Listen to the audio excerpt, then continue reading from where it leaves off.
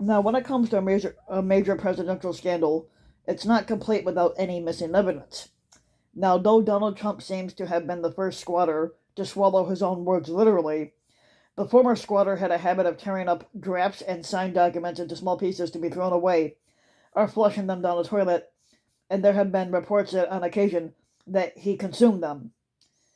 There is a 7 hour gap um, that has appeared in Trump's official daily White House diary, and part of those documents that the Congressional January 6th committee requested for its investigation. It's basically into all aspects of the country's 2021 Klan insurrection. The diary has no evidence of Trump making the calls that others have admitted receiving from him during the height of the violence in the capital that he ordered. Nor does it document any meetings during that time when the squatter was thought to be under pressure from aides to calm the situation on the Hill, which he did not do. Now, the comparisons to Richard Nixon were immediate and inevitable, but they miss a key point. What happened during those 7 hours should ultimately be knowable, at least to some level. The Harvard law professor Lawrence Tribe tweeted that the gap in the record made the infamous 18-minute gap in Nixon's tapes look like nothing in comparison. While that brazen manipulation of the historical record ultimately didn't help Nixon stave off the collapse of his presidency, but indeed it likely backfired by creating skepticism toward the president among the elite Republicans after its revelation. The gap in a crucial White House tape to this day remains stubbornly difficult to fill in. Now, by contrast, the newly reported Trumpian gap may actually be easier to fill in and therefore less of a threat to the historical record than what Nixon had faced. In November of 1973, Judge Sirica, if I'm saying that name right, I'm not sure, had revealed that a subpoenaed recording handed over to the Watergate grand jury had an 18-and-a-half-minute stretch where the conversation had been replaced by a hum or a buzz. Although Nixon created an ocean of taped words, which was approximately 3,700 hours of conversation during his time in office, this gap in the record held unusual significance. Earlier of that year, or actually a year earlier, on June 17th of 1972, 5 members of a secret espionage team supervised and paid by Nixon's committee to re-elect the president had been arrested inside the Democratic National Committee headquarters in D.C.'s prestigious Watergate office complex. Nixon, who was at that time visiting Grand Cay in the Bahamas, and then his compound at Key Biscayne, had returned to Washington on June 19th, 1972 at 8 p.m., and the recording in question was of a meeting the very next day that was starting at 11:26 a.m. and lasted nearly an hour and 20 minutes with his Chief of Staff H.R. Bob Haldeman in his hideaway office in the old Executive Office building. Haldeman and Nixon had nearly an hour-long conversation on Air Force One, but this was the first conversation after the Watergate break-in that took place in a room with a taping system inside. Nixon had tended to ramble in meetings with Haldeman, who developed a habit of taking notes at each of these meetings of presidential decisions and desires. The subjects listed in the notes from the June 20th, 1972 meeting showed that the missing portion on the tape had correlated exactly with the section where the two men discussed the Watergate break-in and the implications of it. Now, this wasn't the result of a convenient mechanical failure. The gap was intentional. Although no one in the Nixon White House, including the president himself at that time, had ever produced a plausible theory for what happened, and no one was indicted for the erasure, for the erasing part, basically. The Sirica court's experts concluded in 1974 that 5 to 9 parts of the tape had been erased, as if the perpetrator had started and stopped erasing until all of the most damning information was gone.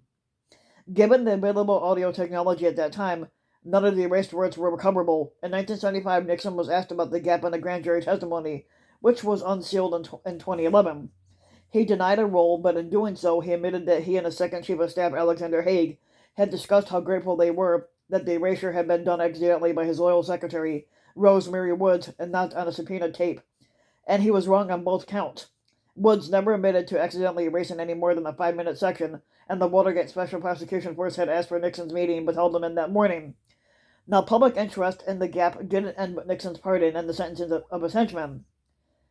Basically, no evidence was ever emerged that settled the question of whether Nixon knew in advance the details of the illegal espionage that was done on his behalf, and it remained plausible that the missing minutes had once contained a recap of the project.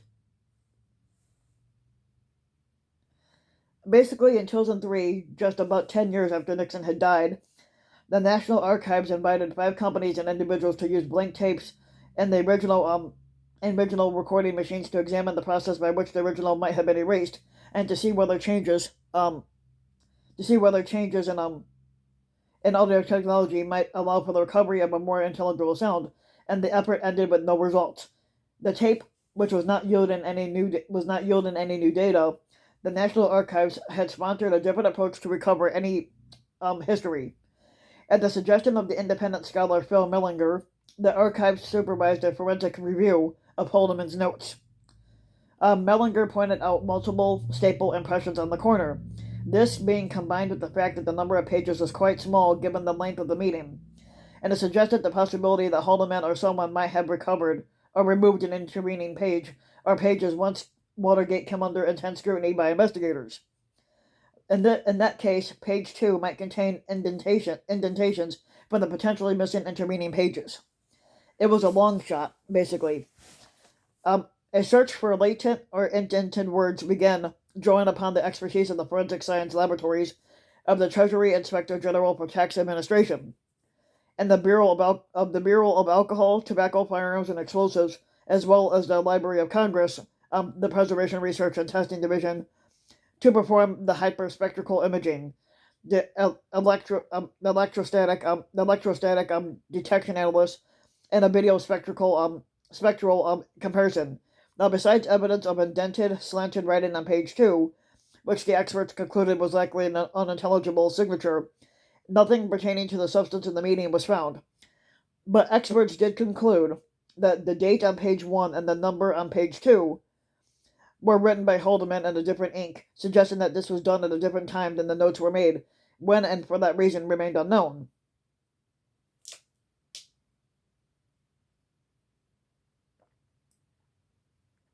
Okay. Now, the Nixon gap wasn't the first suspicious gap in any presidential records.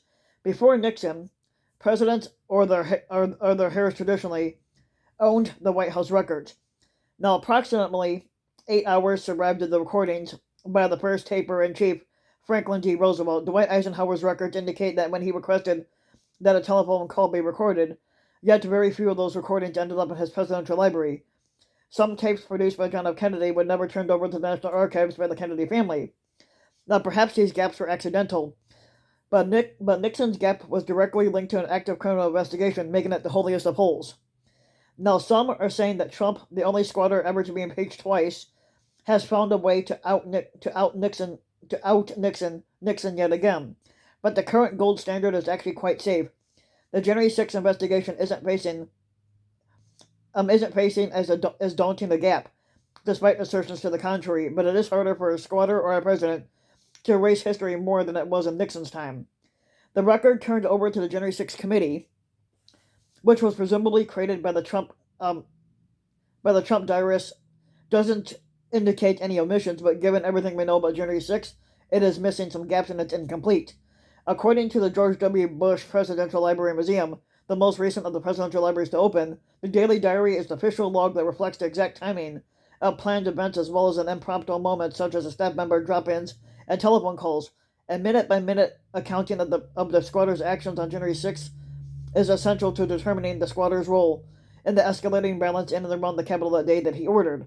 The presidential Daily Diary can't directly answer questions about the squatter's state of mind, but the way a private recording might have, but it could establish a list of people who met or spoke with him on that day.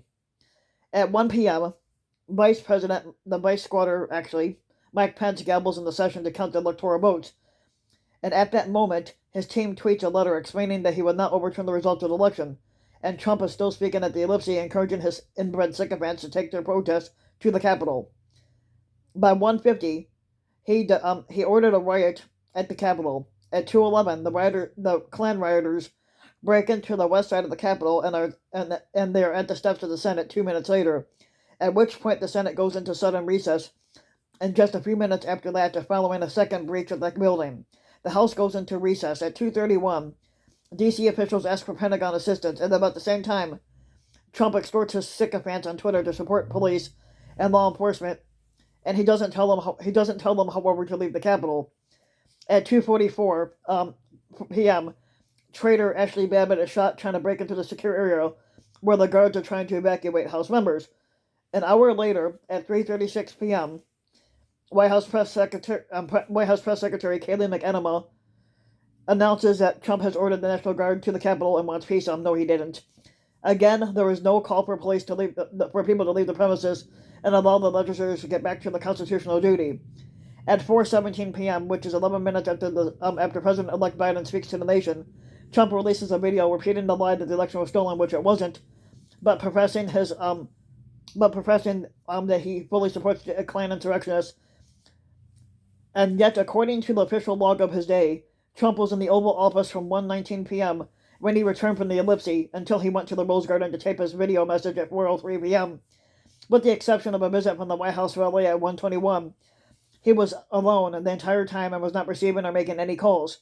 Senator Tommy Tuberville has, however, admitted to speaking with the former squatter during those crucial 3 hours.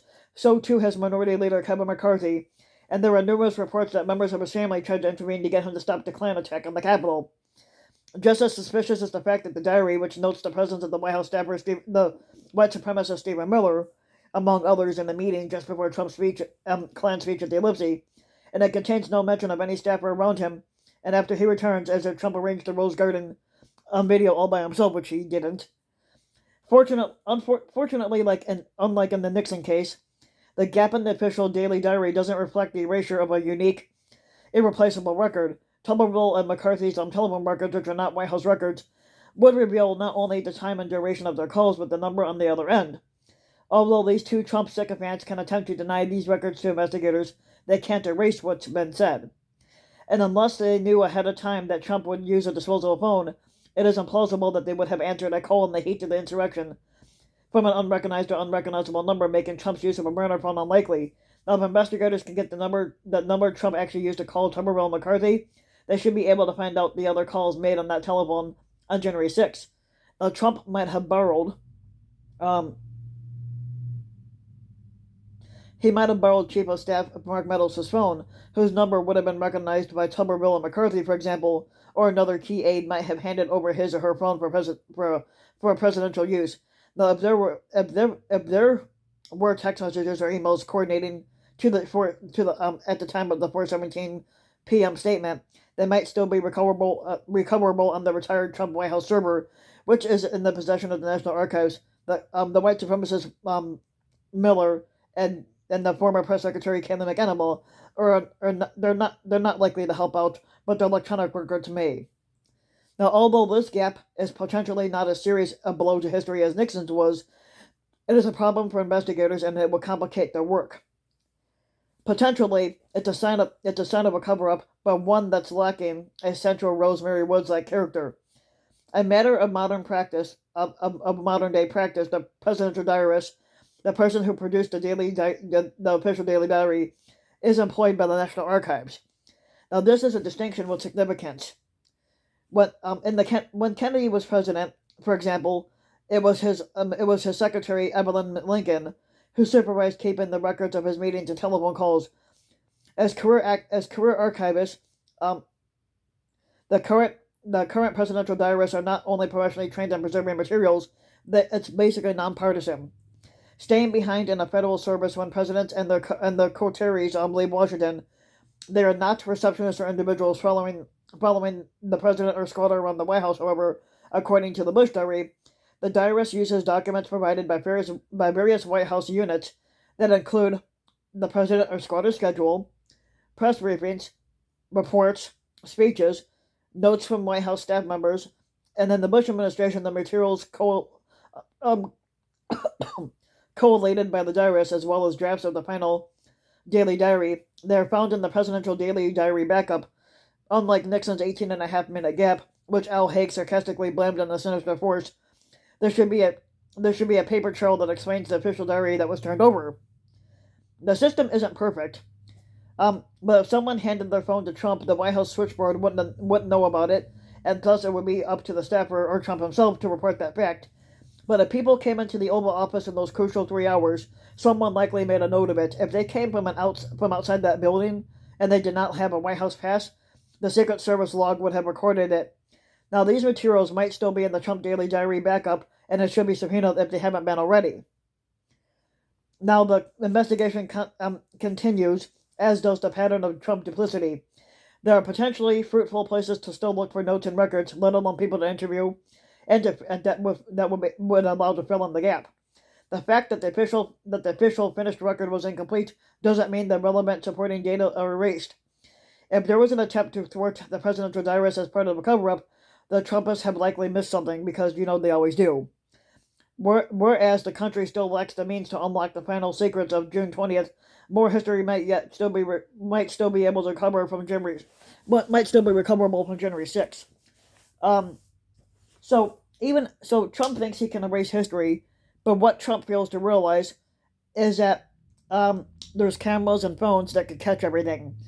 So basically, the cameras and phones would still have everything said that he tried to erase, like with Nixon.